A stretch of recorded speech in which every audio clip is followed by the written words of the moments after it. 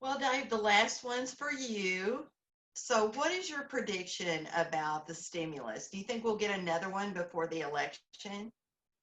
Well, I think that's like predicting whether you're going to win the lottery or not, but it is a tough call right now. I know that the political winds are very difficult right now. Obviously, we're in the midst of one of the most contentious and unpleasant presidential election campaigns in history. Very negative stuff floating around out there.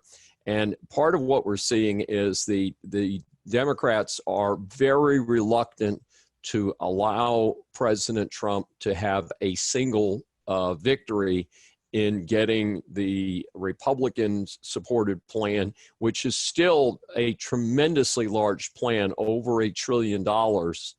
The Democrats have supposedly been backing a plan for $3 trillion.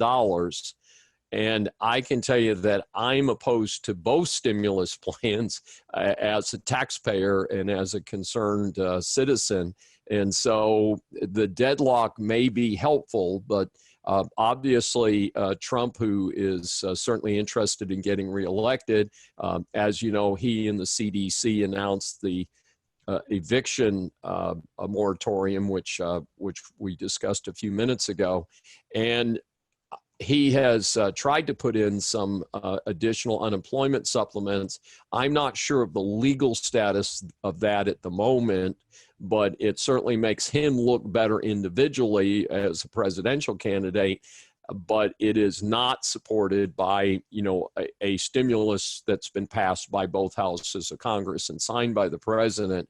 So I think it's very likely that we may have a stalemate through the end of the year. And honestly, every day that goes by that we see dramatic economic activity, the growth rate in the second quarter was a phenomenal 23%, an economic growth rate 23. And obviously that's a funny number because it's based on the fact that the economy crashed, but the economy came back relatively quickly, what they called a V-shaped recovery.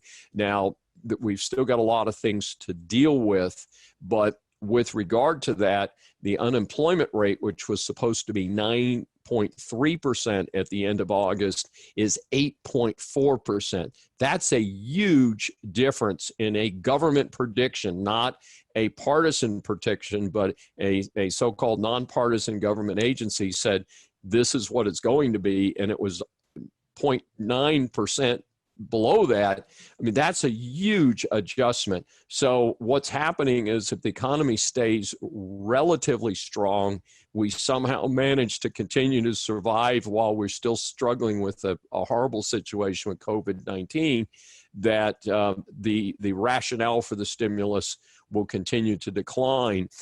The only change that I see is if we do have a Democrat Senate and a Democrat president following the November elections, you might have an uncalled for stimulus in early 2021 as a new party leadership takes over and says, well, let's show the public what great guys we are and gals we are, and pass a big unneeded stimulus in early next year. So a lot depends on what happens on November 3rd.